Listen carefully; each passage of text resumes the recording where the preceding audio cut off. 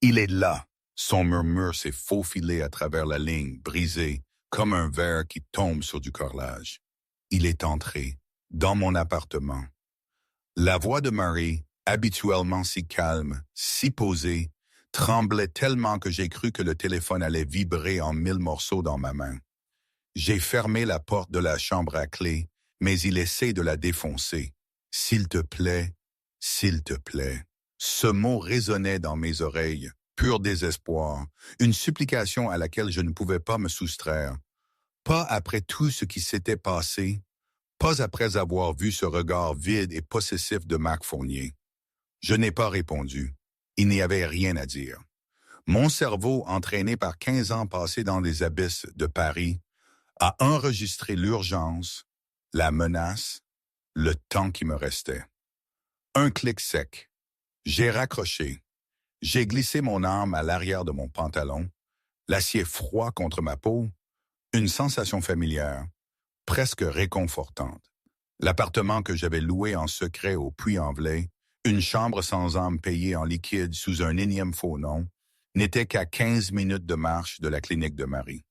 J'ai couru, j'ai dévalé les escaliers 4 par 4, la porte d'entrée claquant derrière moi dans la nuit glaciale de l'Auvergne. Chaque fibre de mon être hurlait. Je ne pensais à rien d'autre qu'à elle, à la fragilité de sa voix brisée, à l'image du monstre que je savais être Marc. 7 minutes, c'est le temps qu'il m'a fallu pour arriver. 7 minutes pour parcourir la distance qui me séparait du pire cauchemar de Marie. La porte arrière de sa clinique, son chez-soi, avait été arrachée de ses gonds, la serrure tordue gisant sur le sol, telle une bouche muette hurlant la violence qui venait d'avoir lieu. J'ai entendu. Au-dessus, le bruit sourd d'une porte qui subissait assaut et la voix de Marc ivre de rage, qui résonnait comme un coup de tonnerre dans le silence de la nuit. « Ouvre cette porte, Marie. Tu m'appartiens. Tu crois pouvoir me quitter? Ce minable d'écrivain va te protéger, hein? Mais pas. Léger, silencieux. 15 ans à éliminer des menaces dans l'ombre m'avaient appris la furtivité. Chaque marche de l'escalier en bois semblait absorber le son de mes bottes, comme si j'étais une ombre s'élevant dans l'obscurité. Marc était là, devant la porte de la chambre, le corps secoué par ses propres coups contre le bois. Son uniforme de gendarme était froissé, l'odeur âcre de l'alcool flottait autour de lui comme une aura démoniaque.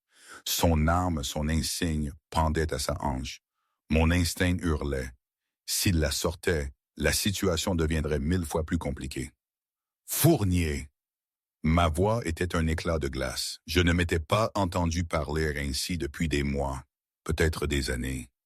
Ce n'était pas la voix de James Merrick, l'écrivain reclus. C'était celle de Julian Mercer, le roi de l'ombre de Paris. Marc s'est retourné, ses yeux injectés de sang et de fureur se posant sur moi. Le mépris, la haine, la surprise, tout s'y lisait. L'écrivain, tu viens fourrer ton nez là où ça ne te regarde pas? Je n'ai pas bougé. Mon expression était vide, figée, comme une statue de marbre. Seuls mes yeux, ces yeux gris aciers, essaient de transparaître ce que j'étais vraiment. Ceux-là même qui avaient fait plier les plus grands chefs de la pègre parisienne. Elle ne veut pas de toi ici. Pars. Marc a ricané, un rire gras, plein de suffisance. Le rire d'un homme sûr de son pouvoir, protégé par son insigne et son âme. Il a fait un pas vers moi. Et qu'est-ce que tu vas faire? Appeler la gendarmerie?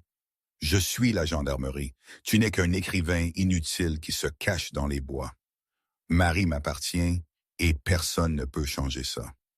Il s'est arrêté à 2 pas de moi. L'arme était déjà sortie de son étui, brandie, pas directement pointée, mais sa présence seule était une menace muette. J'ai regardé l'arme, puis ses yeux. Et j'ai fait ce que 15 ans d'expérience m'avaient appris. J'ai souri. Un sourire qui ne touchait jamais mes yeux. Le genre de sourire que je réservais aux hommes sur le point de mourir de ma main. Pour la première fois cette nuit-là, Marc a hésité.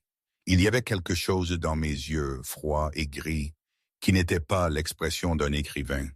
Ce n'était pas le regard de n'importe quel homme ordinaire qui l'avait intimidé. « Vas-y », ai-je dit, ma voix basse, égale, comme si je l'invitais à prendre un café. « Je veux voir si tu es plus rapide que moi. » Marc me fixait.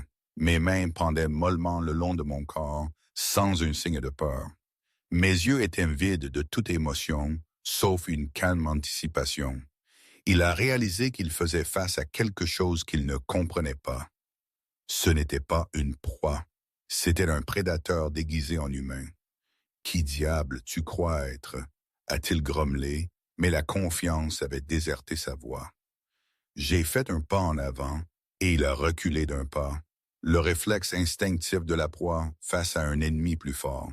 « Je suis l'homme qui s'assurera que tu ne la toucheras plus jamais, » ai-je dit, chaque mot tombant comme une pierre froide. « Pars maintenant et ne reviens plus, ou la prochaine fois, je ne parlerai pas. » Marc a soutenu mon regard pendant quelques secondes, sa poigne se serrant sur son arme. La rage et la peur se livraient bataille dans ses yeux. Puis il a craché sur le sol et s'est dirigé vers les escaliers, son épaule heurtant la mienne en passant. Mais je n'ai pas bougé d'un pouce, comme s'il venait de percuter un roc solide. « Ce n'est pas fini, ceci, » a-t-il grogné en descendant. « Je découvrirai qui tu es vraiment, et tu le regretteras. » Je suis resté immobile jusqu'à ce que j'entende le vrombissement de sa voiture s'éloigner dans la nuit. Puis j'ai frappé doucement à la porte de la chambre. « Marie, c'est moi. Il est parti. » La porte s'est ouverte et Marie se tenait là, les yeux rouges et gonflés, les joues maculées de larmes, tout son corps tremblant dans sa fine tenue de nuit. Elle me regardait comme une bouée de sauvetage dans une mer qui l'entraînait sous l'eau. Puis elle s'est effondrée dans mes bras, en sanglotant. J'ai figé un instant, incertain. Je ne me souvenais pas de la dernière fois que quelqu'un avait cherché du réconfort auprès de moi. C'était étrange.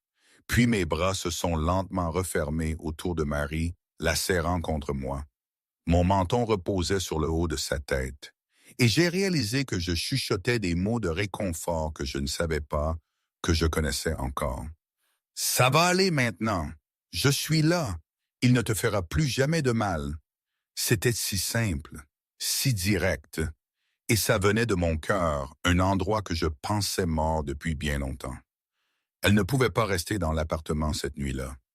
Nous le savions tous les deux. J'ai attendu qu'elle rassemble quelques vêtements dans un sac, ses mains tremblantes luttant pour attacher les boutons de son manteau. Puis je l'ai guidée vers le pick-up garé dans l'allée. Elle n'a pas demandé où nous allions, et je n'ai pas eu besoin d'expliquer. Le silence entre nous n'était pas tendu, mais rempli de la compréhension tranquille de deux personnes qui avaient traversé la même longue nuit. C'était comme si nos âmes fatiguées se reconnaissaient sans avoir besoin de mots. La route du retour vers la cabane était d'un noir d'encre, les phares balayant des rangées d'arbres couverts de neige de chaque côté. Marie s'est endormie à mi-chemin, sa tête posée contre mon épaule, comme si c'était l'endroit le plus sûr du monde. Je n'ai pas bougé, craignant de la réveiller. J'ai roulé plus lentement que d'habitude pour éviter les nids de poules du chemin de terreur. Son poids contre moi, sa respiration régulière. C'était un contraste si frappant avec la violence de la nuit. Une douce charge qui me rappelait que quelque chose de précieux existait encore. Quand nous sommes arrivés à la cabane, il faisait encore nuit, mais l'aube commençait à teinter l'horizon oriental d'un rose pâle. J'ai guidé Marie à l'intérieur. Elle était encore à moitié endormie, épuisée par la fatigue et la terreur de la nuit.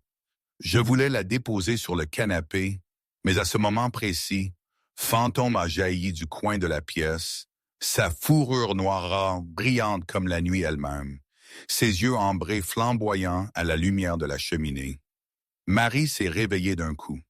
Elle a figé sur place, son regard rempli d'émerveillement, alors qu'elle fixait la créature devant elle. Et j'ai vu le moment de la prise de conscience se répandre sur son visage comme une vague. Un frisson a couru le long de son échine, non pas de peur, mais d'une sorte de révélation. « Ce n'est pas un chien », a-t-elle murmuré, sa voix tremblante, non pas de peur, mais d'étonnement pur. Des années d'école vétérinaire et d'expérience clinique lui donnaient suffisamment de connaissances pour reconnaître la vérité qu'elle avait manquée lors des examens précédents. Peut-être qu'elle ne l'avait pas envisagé, peut-être que son esprit ne pouvait pas accepter l'improbable. La structure osseuse, l'angle des oreilles, la longueur du museau et ses yeux ambrés dont les pupilles n'étaient pas parfaitement rondes comme celles d'un chien, mais légèrement aplaties. La marque d'un loup. C'est un loup, je ne l'ai pas nié. Je me suis tenu à côté de Fantôme et j'ai posé ma main sur la tête de la créature en une confirmation silencieuse. Oui, Fantôme est un loup gris pur. Je le sais depuis quelques semaines. Marie m'a regardé, puis Fantôme, puis à nouveau moi. Et ce qui m'a surpris, c'est qu'elle n'a pas crié, n'a pas reculé, n'a pas paniqué comme je m'y étais préparé. Au lieu de cela, elle s'est lentement baissée, a tendu la main vers Fantôme et a attendu. Fantôme a jeté un coup d'œil vers moi, comme pour demander la permission. Et quand j'ai hoché la tête, il s'est avancé, a reniflé la main de Marie, puis lui a délicatement léché les doigts. Marie a ri, son premier rire depuis l'irruption de Marc. Le son a fait fondre quelque chose de profond dans ma poitrine, une chaleur que je n'avais pas ressentie depuis des lustres. « Qui êtes-vous vraiment ?» a demandé Marie, ses yeux toujours posés sur Fantôme, bien que la question me soit clairement destinée. « Vous n'êtes pas un écrivain. Aucun écrivain n'a des yeux comme les vôtres, ni ne se déplace comme vous, ni ne fait peur à Marc comme vous l'avez fait. » J'ai gardé le silence pendant un long moment, pesant le pour et le contre de ce que je devais dire. La vérité complète pourrait la faire fuir, et je ne voulais pas ça. Mais je ne pouvais pas non plus lui mentir. Pas après cette nuit. Pas alors qu'elle était assise sur le socle de ma cabane, caressant mon loup comme si c'était la chose la plus naturelle du monde. Je suis un homme dangereux, et je dis lentement, chaque mot choisi avec soin. J'ai des ennemis qui veulent ma mort, et c'est pourquoi je me cache ici. Mon vrai nom n'est pas James Merrick, et mon passé est rempli de choses que vous ne voudriez pas savoir. Marie s'est levée et s'est avancée vers moi, s'arrêtant à un seul pas. Elle a dû lever la tête pour croiser mon regard, car je la dépassais de près de 30 centimètres. Elle a plongé ses yeux dans les miens, ses yeux gris acier, et j'ai attendu. La peur, la répulsion, le jugement. Mais ce que j'ai vu à la place était un calme étrange. « Avez-vous fait du mal à quelqu'un cette nuit ?» a-t-elle demandé. « Non. » « Avez-vous l'intention de me faire du mal? » « Jamais. » Marie a hoché la tête comme si c'était tout ce dont elle avait besoin. Alors, qui vous étiez avant n'a pas d'importance. Ce qui compte, c'est qui vous choisissez d'être maintenant. Elle a levé la main, ses doigts fins touchant la cicatrice sur mon visage, cette longue ligne qui courait de ma tempe à ma mâchoire. Je suis resté parfaitement immobile, comme si j'avais peur que le moindre mouvement ne brise ce moment. La dernière fois que quelqu'un avait touché cette cicatrice, c'était un médecin qui l'avait recousue 13 ans plus tôt. Et depuis, elle était devenue une partie du masque monstrueux que je portais devant le monde. Mais Marie l'a touchée doucement, comme si c'était simplement une blessure qui avait besoin de guérir plutôt qu'une marque de violence. « Vous n'êtes pas un monstre », a-t-elle chuchoté. « Je vois comment vous vous occupez de Fantôme. Je vois comment vous m'avez protégé cette nuit. Les monstres ne font pas ces choses-là. Je ne sais pas qui a bougé en premier. Peut-être moi, peut-être elle, peut-être nous deux en même temps. Mais une seconde plus tard, nos lèvres se sont rencontrées et le monde a cessé de tourner. Notre premier baiser n'était ni féroce, ni passionné, comme ceux que j'avais connus avec les femmes de mon passé. Il était doux, tremblant et douloureux. Le baiser de deux âmes brisées se retrouvant au milieu d'une tempête. Un instant. Il faut que je fasse une pause ici. Tout ça, cette situation, c'était d'une absurdité incroyable. Moi, Julien, le type qui gérait Paris d'une main de fer censé être mort, me retrouvant dans une cabane paumée au fin fond de l'Auvergne, avec un loup et une femme. Qui aurait pu imaginer ça? Dans mon ancienne vie, on aurait ri. On aurait dit que j'étais devenu fou. Mais ici, tout semblait réel. Trop réel peut-être, pour être vraiment croyable. J'avais passé des années à construire une forteresse d'acier autour de mon cœur, à ne faire confiance à personne, à ne montrer aucune faiblesse. Et d'un coup, tout s'effondrait sous le regard d'une femme qui voyait au-delà de mes cicatrices, au-delà de mes mensonges, jusqu'à l'homme que j'avais oublié d'être. Ce n'était pas un plan, c'était un chaos magnifique, une sorte de rédemption forcée. Mais bon, qui suis-je pour juger les voies du destin? C'est ce qui est arrivé. Reprenons. Quand nous nous sommes séparés, nos fronts se touchant, nos souffles se mêlant, j'ai réalisé que mes yeux étaient humides. Je ne me souvenais pas de la dernière fois que j'avais pleuré. Peut-être à la mort de ma mère. Peut-être encore plus loin. Mais là, dans une cabane au fond de la forêt, avec un loup allongé à mes pieds et cette âme dans mes bras, Julien Mercer a pleuré et il n'a ressenti aucune honte. C'était comme si une digue invisible venait de céder, libérant un torrent d'émotions que j'avais emprisonné si longtemps que j'avais oublié leur existence. C'était libérateur, douloureux, magnifique. Nous sommes restés assis sur le sol en bois devant la cheminée pour le reste de la nuit. Fantôme, lui, était allongé entre nous comme un pont de fourrure noire, une présence silencieuse, gardienne de nos confidences. Les histoires ont commencé à couler comme si un barrage avait enfin cédé. Marie a parlé la première. Peut-être parce qu'elle avait besoin de libérer ce qui pesait sur son cœur depuis bien trop longtemps. Peut-être parce que mon silence patient lui donnait la sécurité nécessaire pour s'ouvrir complètement. Elle m'a parlé de son père. Un ouvrier forestier qui travaillait 12 heures par jour pour subvenir aux besoins de sa famille dans la région des Cévennes. Elle s'est souvenue de la façon dont il lui avait appris à aimer les animaux, l'emmenant sauver les oisillons tombés de leur nid chaque printemps.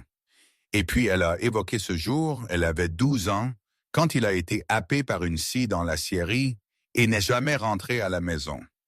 Sa voix tremblait lorsqu'elle parlait de sa mère, la femme qui avait enchaîné 2 emplois pour que Marie puisse poursuivre son rêve de devenir vétérinaire. Des nuits où sa mère restait éveillée à coudre jusqu'à l'aube pour gagner de l'argent supplémentaire pour les manuels universitaires.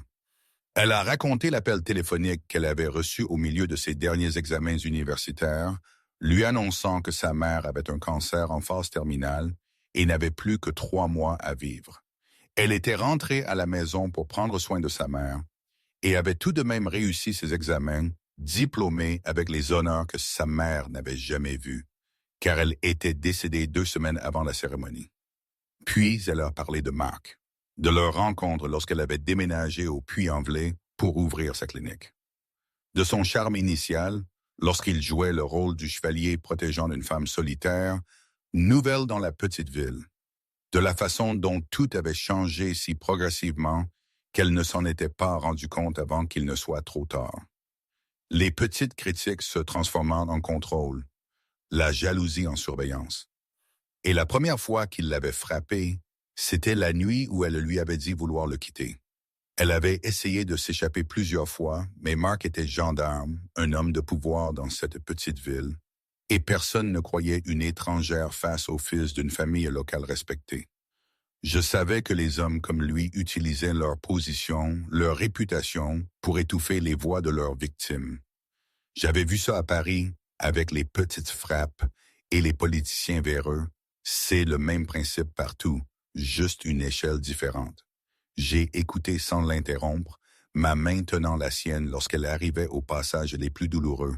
Ma seule présence suffisait à l'aider à continuer. Quand Marie a fini, le silence a plané entre nous pendant plusieurs minutes avant que je ne commence mon propre récit. J'ai parlé d'une enfance dans un appartement exigu d'un quartier pauvre de Paris, près de la porte de Clignancourt. D'un père rongé par l'alcool et la violence, des nuits où je me recroquevillais dans un coin, écoutant ma mère se faire battre dans la pièce voisine. Ma voix n'a pas tremblé comme celle de Marie.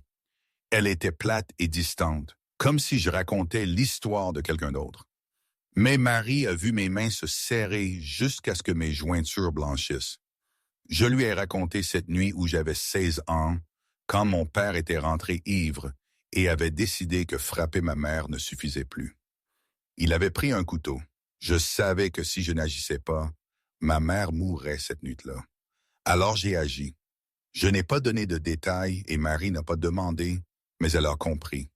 Elle a compris que l'homme assis devant elle était devenu un tueur pour la première fois, alors qu'il n'était encore qu'un enfant. Non pas parce qu'il était cruel, mais parce qu'il n'avait pas eu d'autre choix. Ma mère ne m'a plus jamais regardé de la même façon après cette nuit-là. Ai-je continué, ma voix baissant encore. Elle avait peur de moi. Son fils avait tué son père juste devant elle. Et même si je l'avais fait pour la sauver, elle ne pouvait plus me regarder sans voir du sang sur mes mains. Elle est morte 5 ans plus tard d'une crise cardiaque. Et je n'étais même pas là, car à ce moment-là, j'étais trop plongé dans le monde souterrain pour revenir. C'était la vérité brute, la réalité qui avait forgé l'homme que j'étais devenu, ou du moins que j'étais censé être. Marie n'a pas parlé. Elle s'est simplement rapprochée et a posé sa tête sur mon épaule, sa main refermée sur ma main balafrée. Et nous sommes restés là en silence, à regarder le feu brûler dans l'âtre. Fantôme a levé la tête pour nous regarder, puis s'est rendormi, les yeux ambrés fermés dans une confiance silencieuse. 3 âmes brisées s'étaient trouvées au milieu d'une tempête de neige en Auvergne. Et à cet instant, leurs fissures semblaient s'emboîter parfaitement. C'est curieux, n'est-ce pas? La vie est faite de ces moments improbables où la douleur la plus profonde rencontre la consolation la plus inattendue. Le cauchemar est arrivé la 3e nuit que Marie est restée à la cabane.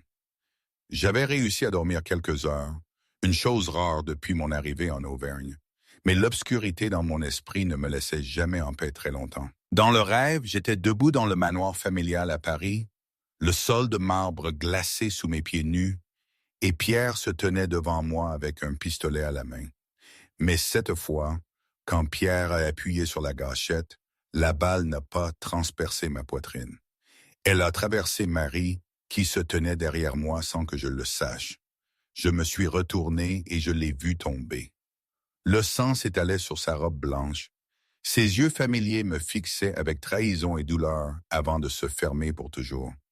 J'ai sursauté, un cri étranglé coincé dans ma gorge, mon corps trempé de sueur, mon cœur martelant sauvagement comme s'il allait me briser les côtes. L'obscurité m'entourait, et pendant plusieurs secondes, je ne savais pas où j'étais. Je ne savais pas ce qui était réel et ce qui n'était qu'un rêve. Puis une main chaude s'est posée sur ma poitrine, juste au-dessus de la cicatrice laissée par la balle de Pierre. Et la voix de Marie a percé la nuit. « Tu es en sécurité. Ce n'était qu'un cauchemar. Tu es ici avec moi. » J'ai senti la chaleur de sa main s'infiltrer à travers ma chemise. J'ai senti le poids de Fantôme sauter sur le lit et se blottir contre moi. Un museau humide frottant ma main comme un rappel que je n'étais pas seul. J'ai essayé de me calmer avec les techniques de respiration que j'avais apprises après des centaines de nuits comme celle-ci. Mais cette fois, quelque chose était différent. Peut-être parce que Marie était là. Peut-être parce que pour la première fois en 15 ans, j'avais quelqu'un à perdre. Dans le cauchemar, elle est morte à cause de moi. Ai-je murmuré, ma voix rauque et tremblante. Pierre l'a tuée parce qu'elle était proche de moi. C'est ce qui arrivera si mes ennemis la trouvent. Marie n'a pas parlé. Elle s'est simplement rapprochée et m'a entouré de ses bras par derrière. Sa petite silhouette pressée contre mon corps solide, comme si elle pouvait me protéger des démons dans mon esprit. Fantôme a gémi doucement et m'a léché le visage. Ses yeux ambrés brillaient dans l'obscurité avec une sollicitude qu'aucune créature sauvage ne devrait savoir montrer. Et c'est là que j'ai craqué. Non pas les larmes silencieuses de la nuit de notre premier baiser, mais de vrais sanglots. Le son d'un homme qui avait trop retenu trop longtemps et ne pouvait plus le contenir. J'ai pleuré parce que ma mère m'avait regardé avec peur jusqu'au jour de sa mort. J'ai pleuré parce que mon frère m'avait trahi avec une balle dans la poitrine. J'ai pleuré parce que 15 ans dans l'ombre m'avaient transformé en quelque chose que même moi je ne reconnaissais plus. Et j'ai pleuré parce que pour la première fois de ma vie, j'avais quelque chose à perdre, et cela me terrifiait plus que n'importe quelle balle. Marie m'a serré plus fort, ses lèvres chuchotant des mots de réconfort que je ne pouvais pas bien distinguer, mais le son de sa voix suffisait à me raccrocher. Fantôme est resté immobile à côté de moi, une chaleur rayonnant de sa fourrure noire comme une couverture vivante. Et dans une cabane au fond de la forêt d'Auvergne, le roi de l'ombre de Paris a pleuré dans les bras d'une petite vétérinaire de village, sous la garde attentive d'un loup. C'est une image incroyable, non? Qui l'aurait cru? Tu n'es pas un monstre, a chuchoté Marie alors que mes sanglots s'estompaient lentement. Tu es juste un homme qui a souffert trop longtemps, sans personne pour le guérir. Mais je suis là maintenant. Je ne partirai pas. Ces mots étaient si simples, si directs, et pourtant ils ont résonné en moi avec une force sismique. Elle voyait au-delà des couches de ténèbres que j'avais construites autour de moi, au cœur même de ma douleur. Puis, une autre vérité s'est imposée à moi, une sorte de flashback fragmenté et douloureux. Je me suis souvenu d'une nuit, bien avant Fantôme, bien avant Marie, quand j'avais encore 9 ans. Je m'étais faufilé hors du lit après que mon père ait battu mon petit chien, Foudre, parce qu'il avait aboyé trop fort. Le petit corps tremblait encore sous le vieux drap, ses gémissements étouffés, brisés. Je l'avais tenu, serré contre moi, en murmurant des promesses stupides que je ne pourrais jamais tenir, des promesses de sécurité, de vengeance. Le lendemain matin, Foudre était mort. Mon père l'avait jeté dans le fleuve. C'était la première fois que j'avais appris que l'amour était un fardeau, une faiblesse qui ne menait qu'à la douleur. Fantôme, à présent, était une nouvelle version de Foudre, mais cette fois, j'avais le pouvoir de le protéger. Cette pensée, cette réminiscence de mon passé si lointain, m'a traversé l'esprit, me faisant réaliser que peut-être, juste peut-être, la vie me donnait une seconde chance de bien faire les choses. La première nuit de pleine lune depuis que Marie avait emménagé dans la cabane, Fantôme est devenu agité dès le coucher du soleil. J'ai remarqué le changement immédiatement. La façon dont le loup faisait les 100 pas devant la fenêtre, les oreilles dressées, écoutant des sons qu'aucune oreille humaine ne pouvait capter. Ses yeux ambrés fixés sur la forêt sombre, au-delà de la vitre. Marie, assise près de la cheminée avec un livre, a arrêté de lire et a regardé Fantôme avec inquiétude. « Qu'est-ce qui ne va pas avec lui ?» a-t-elle demandé doucement. Je n'ai pas répondu tout de suite. J'ai fait un pas vers la fenêtre et j'ai regardé la lune parfaitement ronde baignant la forêt enneigée d'une lumière argentée. Puis je l'ai entendu. Un hurlement s'élevant du fond des bois. Un son brut, ancien, qui m'a fait dresser les cheveux sur la nuque. Fantôme a levé la tête et a répondu, son hurlement remplissant la petite cabane avant de s'échapper à travers la vitre et dans la nuit froide. Marie a sauté sur ses pieds, le livre tombant sur le sol, et s'est placée à côté de moi à la fenêtre. Ils sont là, et je dis, ma voix baissant. La meute. Ils sont venus pour Fantôme. J'ai ouvert la porte de la cabane et Fantôme s'est élancé comme une flèche noire fendant la neige blanche. Marie et moi l'avons suivi, nous tenant sur le porche alors que notre loup courait vers la lisière de la forêt où 7 formes sombres émergeaient sous le clair de lune. Les loups sauvages se tenaient là, leurs manteaux gris argentés luisant dans la nuit, leurs yeux reflétant la lune comme de petites flammes. L'alpha, le plus grand de tous, s'est avancé et a étudié Fantôme avec curiosité et quelque chose qui ressemblait à de la reconnaissance. Fantôme s'est arrêté à la limite entre la cabane et la forêt, là où la neige dégagée rencontrait la nature sauvage et intacte, se tenant immobile comme une statue noire entre deux mondes. Marie a serré ma main, ses ongles mordant presque ma peau, mais je ne l'ai pas remarqué car mes yeux étaient fixés sur Fantôme. « Il va partir », a-t-elle murmuré, sa voix se brisant. « C'est sa famille. C'est là qu'il appartienne. » Je n'ai rien dit car je savais qu'elle avait raison. Fantôme était un loup, l'instinct sauvage dans son sang, plus fort que n'importe quel lien qu'un humain pourrait créer. J'avais su que ce jour viendrait depuis que M. Duval m'avait dit la vérité sur la créature que j'élevais. Les loups ne sont pas des animaux de compagnie. Ils restent ou ils partent de leur propre volonté. Personne ne peut les forcer. L'alpha a levé la tête et a poussé un long hurlement, le son roulant à travers la vallée comme une invitation. Le reste de la meute s'est joint à lui, un cœur sauvage s'élevant dans la nuit éclairée par la lune, et Fantôme a penché la tête en arrière et a répondu. Son hurlement s'est parfaitement mélangé au leur, comme s'il était né pour chanter cette chanson, pour courir avec les siens sous la lune, pour chasser dans la forêt profonde, comme ses ancêtres l'avaient fait pendant des milliers d'années. Puis les hurlements ont cessé et le silence s'est installé sur les bois.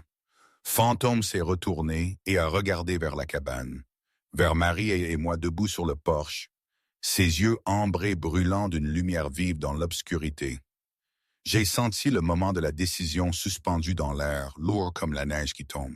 « Vas-y » ai-je dit, ma voix calme, même si mon cœur se serrait. « Si c'est là que tu appartiens, alors vas-y, je ne te retiendrai pas. » Marie a étouffé un sanglot à côté de moi, et j'ai serré sa main, me préparant à un moment où Fantôme se détournerait et disparaîtrait dans la forêt avec les siens. Mais Fantôme ne s'est pas dirigé vers la meute. Il est resté là un instant de plus, regardant l'alpha comme pour dire un adieu dans une langue que seuls les loups comprenaient. Puis il s'est retourné et a couru vers la cabane. Il a couru vers Marie et moi, vers la petite maison dans les bois, vers la vie qu'il avait choisie. Il s'est arrêté à nos pieds et s'est assis, la tête levée, nous regardant avec des yeux ambrés pleins de certitude. « Il nous a choisis », a murmuré Marie, des larmes coulant sur ses joues. J'ai lâché la main de Marie et suis tombé à genoux, mes bras serrant Fantôme, sa fourrure noire froide de neige, mais son cœur chaud et loyal. Non, ai-je dit doucement, il a choisi sa famille. Les semaines qui ont suivi sont devenues la période la plus heureuse de ma vie. Même si je n'osais pas l'admettre à voix haute, de peur que le nommé ne le fasse disparaître, Marie est restée à la cabane.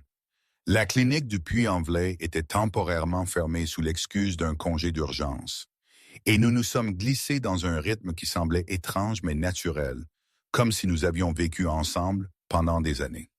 Chaque matin, je me réveillais tôt pour allumer le feu pendant que Marie préparait le café. Fantôme s'étirait devant l'âtre, attendant son petit déjeuner avec la patience d'une créature qui savait qu'elle était aimée. Nous nous promenions dans la forêt l'après-midi. Fantôme courait devant pour marquer son territoire, tandis que Marie et moi marchions main dans la neige profonde, nos souffles formant de petits nuages dans l'air froid. J'ai contacté M. Dubois, le seul avocat qui savait que j'étais encore en vie, et j'ai entamé le processus légal pour légaliser la présence de Fantôme. M. Dubois a d'abord cru que j'avais perdu la tête. Demander un permis pour garder un loup, tout en me cachant de ma propre organisation mafieuse, n'était pas exactement une idée judicieuse. Mais je m'en fichais. Fantôme avait choisi de rester et je ferais tout ce qu'il fallait pour protéger ce choix. Les documents ont été déposés auprès de l'Office français de la biodiversité sous le nom de James Merrick, avec l'adresse de la cabane et un historique détaillé des soins de Fantôme depuis qu'il n'était qu'une petite créature mourante dans une tempête de neige. Marie a rédigé un rapport vétérinaire complet stipulant que Fantôme avait été élevé depuis son enfance et ne pouvait pas survivre à l'état sauvage. Un petit mensonge, car nous savions tous les deux que Fantôme pouvait absolument survivre, mais qu'il avait choisi de ne pas le faire. Un soir, après avoir soumis les documents, Marie et moi étions assis sur le porche, regardant les étoiles, Fantôme allongé à nos pieds. Et j'ai réalisé que j'imaginais un avenir. J'imaginais la cabane agrandie pour devenir un sanctuaire de sauvetage animalier, comme celui dont Marie avait rêvé. J'imaginais me réveiller à ses côtés chaque matin pour le reste de ma vie. J'imaginais une existence normale que je n'avais jamais cru mériter. « Penses-tu que tu pourrais être heureuse ici ?» ai-je demandé, ma voix rauque et hésitante, comme si je craignais la réponse. Marie s'est tournée vers moi, ses yeux couleur miel brillants sous les étoiles, et elle a souri. « Je le suis déjà », a-t-elle dit. Pour la première fois depuis très longtemps, je me suis penché et je l'ai embrassée, lentement et doucement. Et quand nous nous sommes séparés, j'ai vu que l'avenir que j'avais imaginé pourrait bien être possible. Mais le calme est toujours suivi d'une tempête. Et je devrais le savoir mieux que quiconque. Le lendemain, M. Dubois m'a appelé, avec une tension dans la voix que j'ai immédiatement reconnue. « Quelqu'un pose des questions sur toi en ville, » a dit M. Dubois. Un homme avec un accent russe, qui demande un écrivain nommé James Merrick avec une cicatrice sur le visage. Mon sang s'est glacé. Je ne sais pas comment ils t'ont trouvé, mais tu dois faire attention. J'ai mis fin à l'appel et j'ai regardé par la fenêtre Marie jouant avec Fantôme dans la neige, son rire résonnant dans l'air clair. J'ai senti l'obscurité familière commencer à se resserrer autour de ma poitrine. Pierre m'avait trouvé. La tempête arrivait. À 2000 kilomètres de là, dans le manoir que j'avais autrefois appelé chez moi, Pierre Mercier a fracassé son verre de whisky contre le mur quand le rapport est arrivé. Il n'arrivait pas à y croire. Ne voulait pas croire que la balle qu'il avait tirée dans la poitrine de son frère 3 mois plus tôt n'avait pas fait le travail. Il était resté là et m'avait regardé tomber, regardé le sang se répandre sur le sol de marbre, regardé la lumière s'éteindre dans mes yeux froids et gris. Il était certain que j'étais mort. Mais maintenant, un de ces hommes opérant dans l'Est de la France rapportait que quelqu'un avait vu un homme avec la cicatrice inoubliable, courant de la tempe à la mâchoire, dans une petite ville appelée Les Puy-en-Velay, en Auvergne. Et tout ce que Pierre avait construit au cours des 3 derniers mois a commencé à trembler. Il avait pris le trône de son frère immédiatement après cette nuit, s'était déclaré l'héritier légitime de l'Empire Mercier.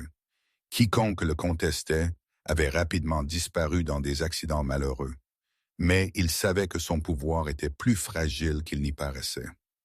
Je n'avais pas seulement été un chef, j'étais une légende, le roi de l'ombre que tout le monde craignait. Et si le bruit se répandait que j'étais en vie, Pierre perdrait tout en un instant. Il a décroché le téléphone et a composé le numéro qu'il réservait uniquement aux travaux les plus délicats. Victor Volkov a répondu après 2 sonneries, son accent russe épais et froid comme de la glace à travers la ligne. Victor était le meilleur assassin que l'argent puisse acheter, un ancien agent des services de renseignement qui travaillait maintenant pour celui qui payait le prix le plus élevé. Il ne posait pas de questions, ne se souciait pas des raisons, seulement des cibles et du paiement. « J'ai besoin que tu confirmes quelque chose et que tu t'en occupes si c'est vrai, » a dit Pierre, forçant sa voix à être stable, même si sa main tremblait. « Mon frère est peut-être encore en vie et se cache en Auvergne. Trouve-le et cette fois, assure-toi qu'il soit vraiment mort. » Victor n'a pas demandé pourquoi Pierre voulait tuer son frère. Il ne se souciait pas de l'histoire familiale de son client. Il a nommé son prix et Pierre a accepté sans hésitation. 3 jours plus tard, Victor Volkov est arrivé au Puy-en-Velay par un vol de nuit. Il a loué une voiture sous un faux nom et a commencé son travail avec la patience d'un chasseur professionnel. Il ne s'est pas pressé, n'a pas fait les erreurs d'amateur qui coûtaient la vie aux gens. Il s'est assis dans le petit café du centre-ville et a écouté, observé, recueillant des informations pièce par pièce. Les locaux adoraient bavarder et Victor savait comment les faire parler sans éveiller les soupçons. En 2 jours, il en savait plus sur James Merrick, l'écrivain mystérieux vivant dans une cabane isolée à 30 kilomètres de la ville. Il connaissait Mary Collins, la vétérinaire qui avait brusquement fermé sa clinique et n'avait pas été vue depuis des semaines. Il connaissait Marc Fournier, le gendarme qui dérapait après avoir perdu sa petite amie, et plus que disposé à parler pour évacuer sa rage. Marc est devenu la meilleure source de Victor. Ivre dans un bar, le flic déversait sa bile sur l'écrivain minable qui lui avait volé Marie, sur les yeux froids comme la glace de l'homme, sur la façon dont il avait menacé Marc sans la moindre peur de l'insigne ou de l'arme. Victor a écouté et a souri, des yeux froids comme la glace. C'est exactement comme ça que l'on me décrivait à Paris. Il a loué une petite cabane à quelques kilomètres de la cible et a commencé la surveillance.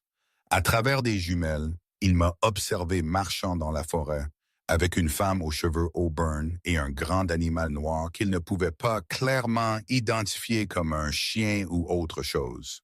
Il a pris des photos et les a envoyées à Pierre pour confirmation. La réponse est arrivée en moins d'une heure. C'est lui. Tue-le et quiconque est proche de lui. Victor a posé le téléphone et a commencé à planifier. Il n'était pas pressé. Les meilleures proies étaient celles qui ne savaient pas qu'elles étaient chassées. Je ne voulais pas quitter la cabane. Mais l'appel de M. Dubois était trop urgent pour être ignoré.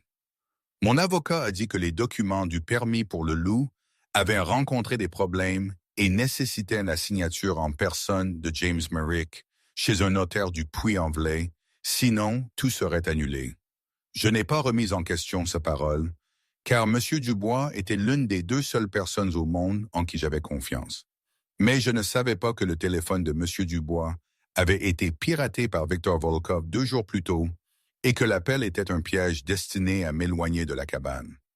J'ai embrassé Marie sur le front avant de partir. Je lui ai dit que je serais de retour dans quelques heures. Fantôme se tenait près de la porte, me regardant avec ses yeux ambrés, comme s'il essayait de dire quelque chose que je ne comprenais pas. J'étais peut-être trop confiant, peut-être trop aveuglé par le sentiment de sécurité illusoire que j'avais trouvé ici. J'ai conduit sans savoir que c'était la plus grande erreur de ma vie. Un nœud d'anxiété s'est serré dans ma poitrine dès que la voiture a quitté la vue de la cabane, un pressentiment froid, mais j'ai essayé de l'ignorer. J'avais besoin de me convaincre que tout allait bien se passer. Marc Fournier avait surveillé la cabane pendant 3 jours. Il avait soudoyé un employé du cadastre pour retrouver l'adresse de James Merrick. Il attendait sa chance. Et aujourd'hui, elle s'est présentée quand il a vu mon pick-up partir sur le seul chemin de terre menant à la cabane. Il a attendu 15 minutes de plus pour être sûr, puis il est entré, arme à la main. La rage accumulée pendant des semaines bouillonnait dans ses veines. Marie était assise près de la cheminée, lisant quand la porte de la cabane a été défoncée. Elle a à peine eu le temps de se lever avant que Marc ne fasse irruption, son visage tordu par l'alcool et la haine, ses yeux rouges et sauvages comme ceux d'un démon. « Tu crois pouvoir me fuir ?» a-t-il grogné, avançant avec son arme pointée droite sur elle. « Tu crois que ce bâtard peut te protéger? Je vais te montrer à qui tu appartiens. » Marie a reculé jusqu'à ce que son dos touche le mur. Et à cet instant, elle a cru qu'elle allait mourir. Son cœur tambourinait si fort qu'elle pouvait l'entendre dans ses oreilles, une sonnerie assourdissante. La peur la paralysait, un froid intense lui traversait les veines. Elle a fermé les yeux, s'attendant à l'impact. Mais avant que Marc ne puisse faire un autre pas, une tache noire a jailli du coin de la pièce comme une flèche. Fantôme. Le loup était resté immobile dans l'ombre depuis l'entrée de Marc. Et quand il s'est approché trop près de Marie, l'instinct de protection de la meute a submergé tout le reste. Fantôme a frappé Marc avec une vitesse terrifiante, ses mâchoires se refermant sur le bras tenant l'arme. Marc a hurlé de douleur et de terreur en voyant ce qu'il attaquait. Ce n'était pas un chien. Ses yeux ambrés flamboyaient, ses crocs blancs maculés de sang, un grognement roulant du fond de sa poitrine comme le tonnerre. C'était un cauchemar vivant. Marc s'est écrasé au sol, fantôme sur lui, son bras mutilé. Mais il a tout de même réussi à garder l'arme dans son autre main. Dans une panique aveugle et une agonie folle, il a visé Fantôme et a appuyé sur la gâchette. Le coup de feu a explosé à travers la petite cabane. Marie a crié, le son lui déchirant la gorge en voyant Fantôme projeté en arrière. Du sang rouge foncé s'étalait sur sa fourrure noire. Le loup s'est effondré sur le plancher en bois et est resté immobile. Ses yeux ambrés ouverts alors que la lumière à l'intérieur s'éteignait lentement. « Non !» a crié Marie, se précipitant vers Fantôme. Mais Marc était déjà debout, lui saisissant les cheveux et l'attirant en arrière. Il a pressé l'arme contre sa tempe, son haleine empestant l'alcool sur son visage. Le sang de son bras mordu dégoulinant sur son épaule. « Ton monstre est mort », a-t-il chuchoté à son oreille, sa voix tremblante de douleur et d'un plaisir malsain. Et ton écrivain mourra aussi quand il reviendra et te trouvera parti. Marie s'est débattue, mais Marc était bien plus fort, et l'âme contre sa tête lui disait que la résistance était inutile. Il l'a traîné hors de la cabane, à travers le porche et le long des marches jusqu'à sa voiture de patrouille. Marie a regardé par-dessus son épaule et a vu Fantôme gisant immobile sur le sol de la cabane, le sang s'étalant autour de sa fourrure noire, et son cœur s'est brisé. Elle a pensé à Julien rentrant chez lui pour trouver leur loup mort, pour trouver la cabane vide, et elle a voulu crier pour lui. Mais Marc lui a fourré un chiffon dans la bouche et l'a poussé sur la banquette arrière. Il me trouvera, pensait Marie alors que la voiture s'éloignait sur le chemin de terre, les larmes trempant son visage. Julien me trouvera, et il le tuera pour ça. Elle ne savait pas si c'était une malédiction ou une prière, mais elle y croyait de tout son cœur brisé. La voiture de Marc a disparu dans la forêt juste au moment où un autre véhicule approchait de la direction opposée. Victor Volkov était à l'intérieur, observant tout à travers des jumelles, et il a souri. Son plan se déroulait encore mieux qu'il ne l'avait espéré. Maintenant, tout ce qu'il avait à faire était d'attendre que Julien Mercier rentre chez lui et fasse face aux ruines du bref bonheur qu'il avait osé rêver. Perspective de M. Duval. J'étais en train de ramasser mon bois de chauffage. Le crépuscule tombait quand l'appel est arrivé. La voix de Julien, courte, brutale. Marc est attaqué la cabane. Marie est partie. Fantôme est blessé. J'ai besoin de toi. Il a raccroché avant que je puisse poser la moindre question. L'homme n'était pas du genre à faire des appels de courtoisie. Je savais que c'était grave. La rage qui bouillonnait en moi était familière. Marc Fournier, un gamin gâté qui avait toujours pensé que les lois ne s'appliquaient pas à lui, surtout pas dans ce coin de pays où son père était encore très respecté, même mort. Quand j'étais gendarme, j'avais eu affaire à lui plus d'une fois. J'avais toujours su qu'il finirait par causer des problèmes sérieux. J'ai attrapé ma vieille caisse à outils et mes bandages, tout ce que j'avais de la Croix-Rouge quand j'étais jeune réserviste. Le pick-up de Julien n'était pas là. Il était parti. Il était probablement déjà lancé aux trousses de ce fou de Marc. Mon cœur s'est serré. Cet écrivain était une énigme, mais je l'avais vu avec Fantôme. Vu son regard quand il parlait de Marie. Il y avait une tendresse, une intensité que je n'aurais jamais cru possible pour un homme de son genre. Pour tout homme, d'ailleurs. J'ai conduit aussi vite que mes vieilles articulations le permettaient. La cabane, quand j'y suis arrivé, était un désastre. La porte était arrachée. Et Fantôme, mon Dieu. Le grand loup noir était allongé sur le sol, une mer de sang sombre s'étalant autour de lui. Ses yeux ambrés, qui d'habitude brûlaient d'une vie féroce, étaient ternes, à peine ouverts. Il gémissait doucement, une plainte faible et gutturale. C'était un coup de fusil, un seul trou net dans son flanc. Il y a quelques semaines, quand j'avais réalisé que James élevait un loup, j'avais pensé qu'il était fou. Un loup pur sang, sauvage et dangereux. Mais voir cette bête si vulnérable, si blessée, ça m'a transpercé. J'ai vu les marques de lutte, le sang de Fantôme, mais aussi des empreintes de pas de Marc, et la légère odeur de brûlé, de poudre à canon. Je l'ai touché doucement. Fantôme a ouvert ses yeux, ses pupilles légèrement dilatées par la douleur. Il respirait à peine. J'ai commencé à couper sa fourrure pour dégager la blessure, mes mains tremblant malgré des années d'expérience.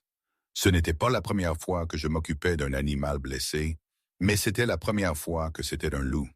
Et pas n'importe lequel. Ce loup avait choisi Julien. C'était plus qu'un animal de compagnie. C'était un symbole de cette nouvelle vie, de cette paix inattendue que James avait trouvée. Il fallait que je le sauve. Pour Julien, pour Marie, pour cette étrange et nouvelle famille. Retour à la perspective de Julien. J'ai su que quelque chose n'allait pas au moment où je suis arrivé chez le notaire et que je l'ai trouvé fermé pour un jour férié local que M. Dubois n'aurait pas pu oublier. J'ai rappelé mon avocat, mais personne n'a répondu. Les instincts forgés par 15 ans passés dans l'ombre hurlait dans ma tête. C'était un piège. La route du retour vers la cabane. J'ai roulé à 2 fois ma vitesse habituelle, mon cœur cognant sauvagement contre mes côtes. Et quand j'ai vu la porte de la cabane grande ouverte, brisée, mon monde s'est effondré. J'ai bondi à l'intérieur et j'ai figé devant le spectacle. Fantôme gisait immobile dans une mer de sang qui avait déjà commencé à coaguler sur le plancher en bois. Sa fourrure noire trempée de rouge foncé, et Marie n'était nulle part en vue. Je suis tombé à genoux à côté de Fantôme, mes mains tremblantes pressées sur sa fourrure mouillée. J'ai senti un léger battement de cœur luttant encore sous sa peau. Vivant. Fantôme était encore vivant, mais pas pour longtemps sans aide immédiate. J'ai déchiré ma chemise de flanelle en lambeaux et j'ai bandé la blessure sur l'abdomen du loup, mes mouvements stables et entraînés, comme si j'avais fait cela des centaines de fois. Parce que c'était le cas, juste jamais sur un animal auparavant. Une fois le saignement temporairement maîtrisé, je me suis levé et j'ai scanné la cabane à la recherche d'indices. Des empreintes de pas boueuses sur le sol, 2 types différents. Les petites baskets de Marie et les chaussures habillées plus lourdes d'un homme.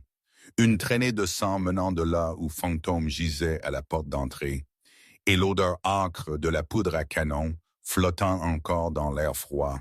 Marc Fournier. Je n'ai pas eu besoin de réfléchir pour savoir qui avait fait ça. J'ai attrapé mon téléphone, j'ai appelé M. Duval, je n'ai dit que ce qui était nécessaire et j'ai raccroché avant qu'il ne puisse poser de questions. Il viendrait s'occuper de Fantôme pendant que je partirais à la recherche de Marie. Je savais que Marc ne la ramènerait pas chez lui parce que je savais que ce serait le premier endroit où je chercherais. Mais je savais aussi que Marc n'était pas intelligent. Les hommes paniqués avaient tendance à courir vers des endroits familiers. Je me suis rendu à la gendarmerie et j'ai interrogé les collègues de Marc sur les endroits où il aimait aller, jouant le rôle d'une connaissance inquiète avec l'expression inoffensive que j'avais perfectionnée pendant des décennies. La vieille cabane familiale Fournier, abandonnée depuis la mort du père de Marc 5 ans plus tôt, se trouvait à quelques kilomètres au nord de la ville. J'ai aperçu la voiture de patrouille de Marc garée derrière elle juste au moment où le soleil commençait à se coucher. Je ne me suis pas précipité. Je savais que Marc était armé et que Marie était une otage. J'ai approché par derrière, me déplaçant à travers la forêt comme le fantôme que les gens m'appelaient autrefois. Et quand j'ai jeté un coup d'œil par une fenêtre sale, j'ai vu Marie attachée à une chaise, la bouche bâillonnée, les yeux rouges et gonflés de larmes, et Marc faisant les 100 pas devant elle avec une arme à la main, son bras grossièrement bandé là où Fantôme l'avait mordu. J'ai défoncé la porte arrière et j'ai bondi à l'intérieur avant que Marc ne puisse réagir. Marc s'est retourné et a levé l'arme, mais j'étais déjà sur lui. Mes doigts de fer se sont refermés sur le poignet de Marc et ont tordu fort jusqu'à ce que l'arme tombe avec un bruit métallique sur le sol. Marc a hurlé de douleur et a frappé de sa main libre, mais j'ai esquivé et j'ai enfoncé un coup de poing dans son ventre qui l'a fait se plier en 2. Je ne me suis pas arrêté. Chaque coup que je portais était pour Fantôme qui se vidait de son sang dans la cabane. Chaque coup de pied était pour les nuits où Marie avait pleuré de peur. Chaque os brisé sous mes poings était pour chaque femme que des hommes comme Marc avaient détruite et continueraient de détruire si personne ne les arrêtait. C'était une danse macabre, un déchaînement de violence pure et brute, ma fureur longtemps contenue explosant. J'étais le monstre, l'exécuteur, et je ne me sentais plus aucune humanité, seulement la volonté primale de protéger les miens. Quand je me suis finalement reculé, Marc gisait immobile sur le sol, le visage enflé et ensanglanté, mais respirant encore. Je me suis tourné vers Marie, je l'ai détachée et je l'ai serrée dans mes bras tandis qu'elle sanglotait contre mon épaule. Puis des applaudissements ont résonné depuis l'entrée principale et nous avons tous les deux figé.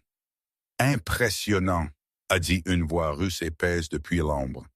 Victor Volkov est entré dans la cabane, un pistolet silencieux pointé droit sur moi, un sourire froid sur le visage inexpressif d'un tueur professionnel.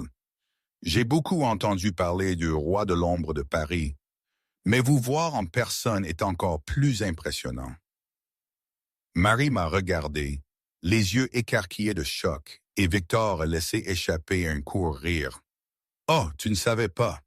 L'homme que tu tiens n'est pas un écrivain nommé James Merrick. C'est Julien Mercer, l'un des plus dangereux chefs mafieux de France. Un homme qui a tué des dizaines de personnes avec ses mains mêmes. Son frère m'a très bien payé pour finir le travail que cette balle d'il y a 3 mois n'a pas fait. J'ai poussé Marie derrière moi, mes yeux gris ne quittant jamais Victor. Je savais que ce serait le combat le plus difficile de ma vie. Victor n'était pas Marc Fournier. Victor était un assassin entraîné avec des décennies d'expérience dans l'élimination de personnes. Mais je n'avais pas d'autre choix. J'ai chargé juste au moment où Victor a appuyé sur la gâchette. La balle a traversé mon épaule gauche, mais n'a pas arrêté mon élan. Les 2 prédateurs se sont écrasés l'un contre l'autre dans la cabane sombre. Couteaux et armes et poings, sang et sueur, et les grognements de bêtes luttant à mort. Marie s'est recroquevillée dans le coin, regardant avec horreur, et quelque chose d'autre qu'elle n'osait pas nommer, regardant l'homme qu'elle aimait devenir un monstre pour la protéger. Le combat s'est éternisé à l'intérieur de la cabane sombre, comme si le temps s'était arrêté. Je roulais avec Victor sur le plancher en bois pourri. Le poignard de Victor a taillé une longue entaille le long de mon bras tandis que mes poings écrasaient le visage de l'assassin russe, projetant du sang dans l'ombre. Nous étions à égalité. 2 prédateurs entraînés à tuer, enfermés dans une bataille à mort. Mais j'étais déjà blessé par la balle à travers l'épaule et je perdais trop de sang. Victor l'a vu et a commencé à prolonger le combat, attendant que je m'affaiblisse. Le coup final est venu quand j'ai ralenti d'une fraction de seconde à cause de la perte de sang. La lame de Victor s'est enfoncée dans mon abdomen et je me suis effondré sur le sol. Mes yeux gris écarquillés de douleur tandis que le sang coulait de la blessure et trempait les planches en bois sous moi. Victor s'est redressé et a regardé son ennemi mourant avec la satisfaction froide d'un homme qui termine son travail. Le roi de l'ombre, a-t-il craché avec mépris, mourant pour une femme sans nom dans une petite ville. Pathétique, il s'est tourné vers Marie, figé dans le coin, ses yeux écarquillés d'horreur, et a levé son arme. Pas de témoin, a-t-il dit platement. Règle numéro 1. Avant qu'il ne puisse appuyer sur la gâchette, la porte de la cabane a explosé et M. Duval se tenait là, un fusil de chasse à la main. Le vieil homme m'avait suivi dès qu'il avait reçu mon appel. Et quand il a vu Victor sur le point de tuer Marie, il n'a pas hésité. Le tir du fusil a tonné à travers la cabane et Victor s'est effondré, sa poitrine déchirée par des centaines de plombs. Il était mort avant de toucher le sol. Monsieur Duval s'est précipité vers moi, gisant immobile dans une mare de sang, et il a secoué la tête. « C'est mauvais, a-t-il dit à Marie, qui se tenait figée. Il faut appeler une ambulance tout de suite. Mais l'hôpital le plus proche est à 40 minutes, et il ne tiendra pas aussi longtemps. » Marie m'a regardé. Cet homme dont elle venait d'apprendre qu'il était un chef mafieux qui avait tué des dizaines de personnes. Les mains ensanglantées d'un tueur gisant impuissant sur le sol. Elle aurait pu courir. Elle aurait pu tourner le dos à ce monstre et retourner à une vie normale. Oublier tout ça comme un cauchemar. Personne ne l'aurait blâmé. Toute personne sensée aurait fait ça. Mais quand elle a plongé son regard dans mes yeux gris, déjà pâlissants, elle n'a pas vu le roi de l'ombre de Paris. Elle a vu l'homme qui avait sauvé un louveteau mourant dans une tempête de neige. Elle a vu l'homme qui avait pleuré dans ses bras en parlant de sa mère. Elle a vu l'homme qui avait été prêt à mourir pour la protéger. Elle a vu Julien, juste Julien, et elle l'aimait malgré tout ce qu'elle savait maintenant. Est-ce que vous auriez fait ça, vous? Auriez-vous risqué tout pour quelqu'un dont le passé était une mer de ténèbres? C'est une question qui me hante encore, parfois. Marie est tombée à genoux à côté de moi et a fait ce qu'elle savait faire de mieux. Elle était médecin, et même si elle était formée pour traiter des animaux, les principes des corps animaux et humains n'étaient pas si différents. Elle a pressé ses mains fermement sur la plaie pour arrêter le saignement. Elle a ordonné à M. Duval de trouver tout ce qui pouvait servir de bandage et a continué à me parler pour me maintenir conscient. « Ne ferme pas les yeux, a-t-elle dit, sa voix tremblante mais ferme. Tu n'as pas le droit de mourir. Tu m'entends? Tu me dois une explication pour toutes ces histoires de mafia et tu n'as pas le droit de mourir avant de payer. » J'ai essayé d'ouvrir les yeux pour la regarder, mes lèvres bougeant comme si je voulais parler, mais aucun son n'est sorti. « Tu aurais dû fuir, ai-je chuchoté faiblement. Je suis un monstre. » Marie s'est penchée et m'a embrassé le front, ses larmes tombant sur mon visage pâle. « Je n'aime pas Julien Mercier, le roi de l'ombre de Paris, a-t-elle dit. J'aime l'homme qui a sauvé Fantôme. J'aime l'homme qui m'a protégé. J'aime toi, Julien, et je ne te laisserai pas mourir. » L'ambulance est arrivée 25 minutes plus tard, les minutes les plus longues de la vie de Marie, alors qu'elle utilisait toutes ses connaissances médicales pour me maintenir en vie. Quand ils m'ont soulevé sur la civière, ma main était toujours fermement serrée dans la sienne, et elle ne l'a pas lâchée avant que les portes de l'ambulance ne se ferment. Je me suis réveillé 3 jours plus tard dans une salle d'hôpital d'un blanc éclatant, le bip régulier d'un moniteur cardiaque emplissant l'air à côté de moi.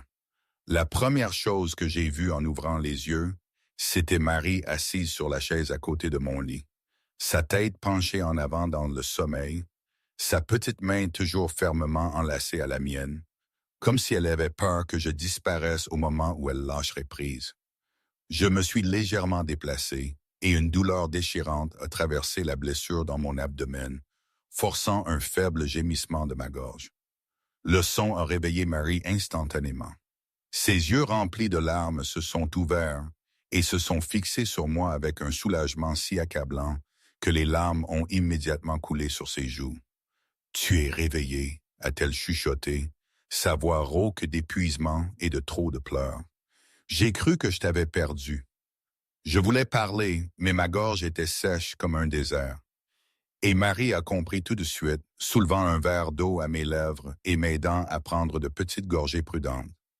Quand j'ai enfin eu assez de force pour parler, la première question qui a quitté ma bouche ne me concernait pas.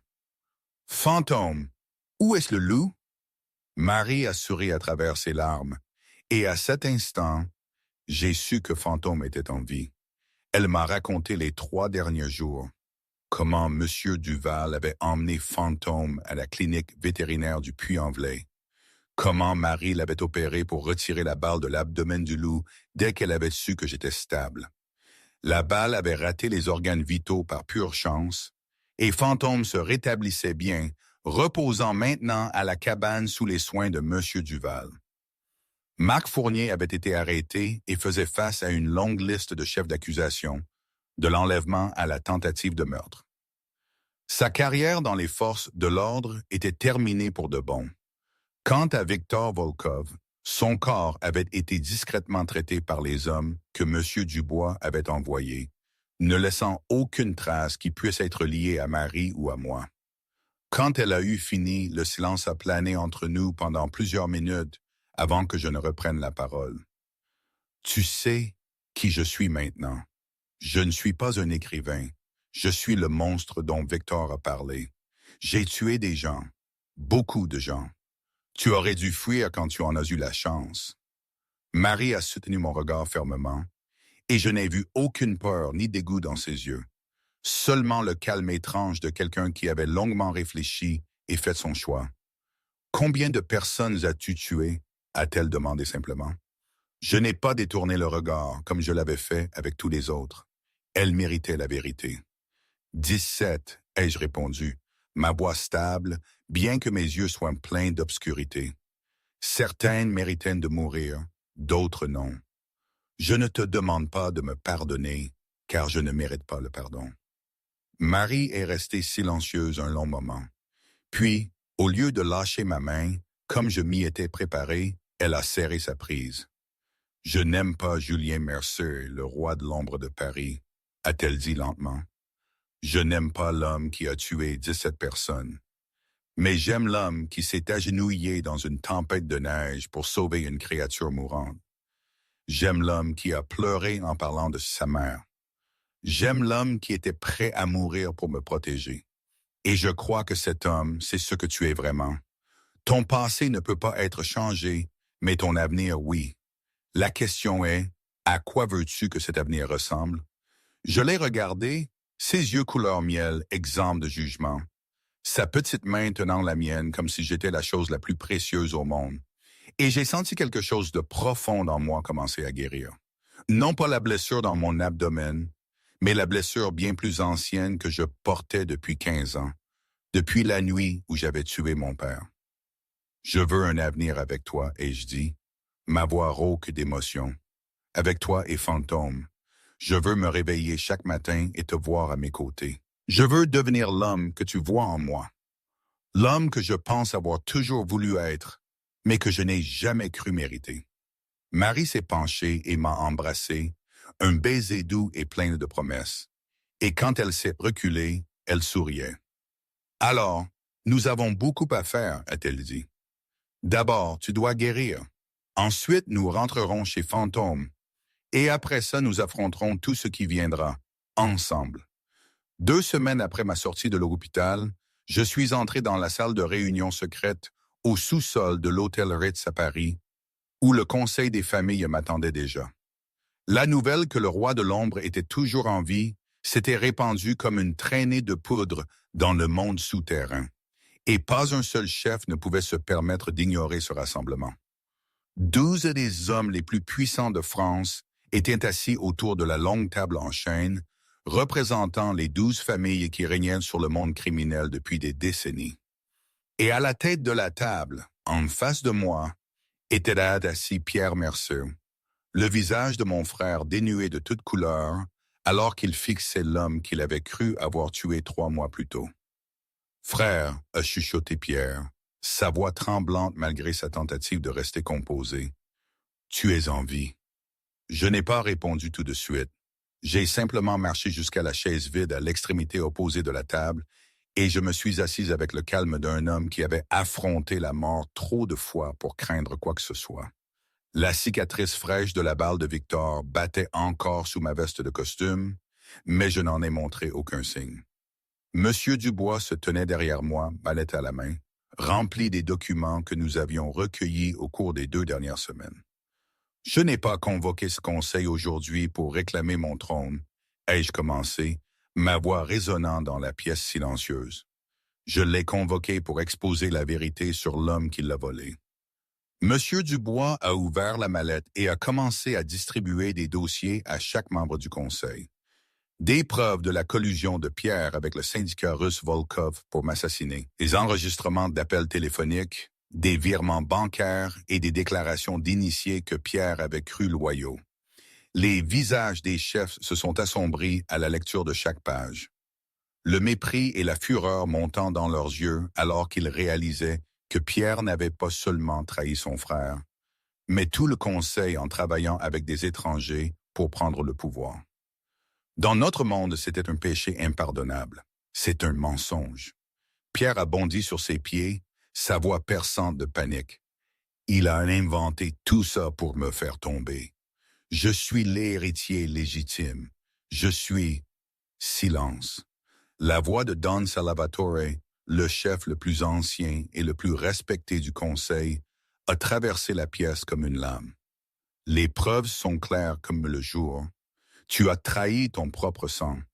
Et pire, tu as fait entrer nos ennemis dans notre maison. Selon nos lois, tu mérites d'être exécuté ici et maintenant. Pierre s'est effondré sur sa chaise. Toute l'arrogance et la confiance avaient disparu, ne laissant qu'un lâche tremblant, attendant une condamnation à mort. Il m'a regardé avec des yeux suppliants, les mêmes yeux que j'avais vus pour la dernière fois quand nous étions enfants, nous agrippant l'un à l'autre pour survivre à la violence de notre père. « Frère, a chuchoté Pierre, s'il te plaît, nous sommes une famille. » J'ai regardé mon frère et j'ai vu tout ce qui avait conduit à ce moment. J'ai vu l'enfant qui avait pleuré dans mes bras chaque nuit où notre père rentrait ivre. J'ai vu l'adolescent qui avait juré qu'il serait toujours à mes côtés, Quoi qu'il arrive, j'ai vu l'homme qui m'avait tiré dessus et m'avait laissé pour mort sur un sol de marbre froid. Et je me suis vu 15 ans plus tôt, debout au-dessus du corps de notre père, du sang sur les mains. Non, ai-je dit, et toute la pièce a attendu en silence. Je ne veux pas sa mort. Don Salvatore a haussé un sourcil de surprise. C'est ton droit. Il a essayé de te tuer. Je sais, ai-je répondu, mes yeux ne quittant jamais Pierre. Mais je suis fatigué de tuer. Je suis fatigué du sang et de la haine. Laissez-le vivre avec sa honte. Exilez-le de notre monde. Aucune famille n'est autorisée à l'abriter. Personne n'est autorisé à faire affaire avec lui. Laissez-le devenir personne. Un homme à qui le monde entier tourne le dos. C'est une punition pire que la mort. Le conseil a échangé des regards silencieux. Puis Don Salvatore a hoché la tête. Approuvé. Pierre Mercier n'existe plus dans notre monde. Des gardes ont traîné Pierre hors de la pièce, son visage trempé de larmes et de rage. Mais je n'ai pas regardé en arrière. Je me suis levé et j'ai fait face au conseil une dernière fois. J'ai une dernière annonce. Je démissionne. Monsieur Dubois présentera le successeur que j'ai choisi. Je quitte ce monde pour de bon. Le choc a traversé la pièce, mais je m'en fichais. Je suis sorti sans regarder en arrière, laissant derrière moi 15 ans de pouvoir et d'obscurité. Et pour la première fois de ma vie, je me suis senti léger, comme si un poids énorme avait enfin été retiré de mes épaules. Marie m'attendait dans le hall de l'hôtel, son regard ambré rempli d'un soulagement anxieux quand elle m'a vu sortir de l'ascenseur. « C'est fait », ai-je dit en la rejoignant. « Rentrons à la maison. » Un an après la nuit où j'ai quitté le monde souterrain, la petite cabane au fond de la forêt d'Auvergne s'était complètement transformée. Le terrain avait été agrandi à 3 fois sa taille d'origine, avec de nouvelles enclos, des clôtures en bois entourant une vaste zone où les animaux sauvés pouvaient se déplacer librement, et un panneau en bois sculpté « Refuge phonique fantôme » se tenait à l'entrée du chemin.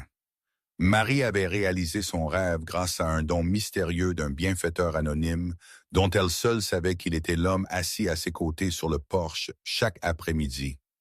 Je n'étais plus le roi de l'ombre. J'étais le principal bénévole du centre de secours. L'homme qui se réveillait à 5 heures du matin pour nourrir les animaux et réparer les clôtures.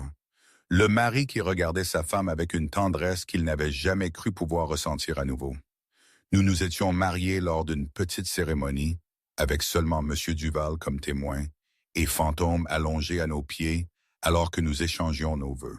Il n'y avait pas d'invités somptueux, pas de robe de mariée coûteuse, seulement 2 personnes qui s'étaient trouvées dans une tempête de neige et avaient décidé qu'elles ne se lâcheraient plus jamais. Cet après-midi, Marie était assise sur le rocking chair que je lui avais construit de mes propres mains. Sa paume reposait sur son ventre arrondi, 7 mois de grossesse. Son sourire était plus lumineux que le coucher de soleil, peignant de rouge les sommets lointains des montagnes. J'étais assis à côté d'elle, ma main près de la sienne sur son ventre, sentant notre enfant bouger doucement à l'intérieur. Fantôme était allongé à nos pieds, sa fourrure noire désormais parsemée de quelques mèches argentées, et la cicatrice de la balle de Mark était toujours visible sur son abdomen. Pourtant, ses yeux ambrés brûlaient toujours d'une loyauté inébranlable. De la lisière lointaine de la forêt, les hurlements de la meute sauvage résonnaient alors que le soleil plongeait derrière les montagnes. Fantôme a levé la tête, les oreilles dressées vers le son familier, puis s'est levé et a répondu par un hurlement qui lui était propre. Sa voix a traversé la vallée, se mêlant au cœur sauvage dans un chant primal que l'humanité avait entendu depuis l'aube des temps. Mais quand les hurlements ont cessé, Fantôme n'a pas couru vers la forêt. Il est retourné s'allonger aux pieds de Marie et de moi, posant sa tête sur ma cuisse, ses yeux ambrés se fermant dans le contentement d'une créature qui avait trouvé sa place. « Tu sais, » a dit Marie doucement, « je pensais que le bonheur n'était pas destiné aux gens comme moi, les orphelins, les pauvres, ceux que la vie ne cessait de briser. Mais ensuite, tu es arrivé, toi et Fantôme, et j'ai réalisé que le bonheur n'est pas quelque chose auquel nous avons droit de naissance. C'est quelque chose que nous construisons nous-mêmes à partir des ruines de nos vies. J'ai regardé ma femme, le loup à mes pieds, le centre de secours que nous avions bâti ensemble. Et non pas le sourire froid du roi de l'ombre, mais un vrai rire, chaud et plein. Le rire d'un homme qui avait enfin trouvé un foyer après presque 40 ans d'errance dans l'obscurité. Je pensais que j'étais né pour être un monstre, ai-je dit quand le rire s'est estompé. Mais toi et Fantôme m'avez prouvé le contraire. Même les monstres peuvent être rachetés si quelqu'un est assez courageux pour regarder à travers l'obscurité et aimer l'humain à l'intérieur. Le crépuscule s'est installé sur les montagnes d'Auvergne, embrasant le ciel de teintes flamboyantes d'orange et de rouge. Dans la petite cabane devenue un foyer, un ancien chef mafieux tenait sa femme enceinte, tandis que le loup qu'il avait sauvé d'une tempête de neige montait la garde à leurs pieds. La meute sauvage hurlait toujours depuis la forêt lointaine, mais aucun d'eux ne se sentait plus seul. Ils s'étaient trouvés, et c'était tout ce qui importait. Pour l'instant. Mais ce genre de fin, cette image si parfaite, est-ce que ça dure vraiment? Je me pose la question. Même maintenant. Le passé, ça ne disparaît jamais vraiment. On apprend à vivre avec. Marie et Fantôme m'ont montré un chemin, une possibilité, mais les ombres de Paris, la violence, les morts, tout ça s'est gravé en moi. Est-ce que le bonheur est un état permanent ou juste une série de beaux moments volés au destin? J'aimerais pouvoir dire que j'ai la réponse, que tout est clair, net, mais la vie, c'est rarement ça. C'est un mélange de lumière et d'obscurité, de choix faits et de cicatrices portées. C'est ce que nous avons construit, avec nos mains, avec nos cœurs brisés, et c'est tout ce que je peux en dire. Et ça, pour l'instant, c'est assez.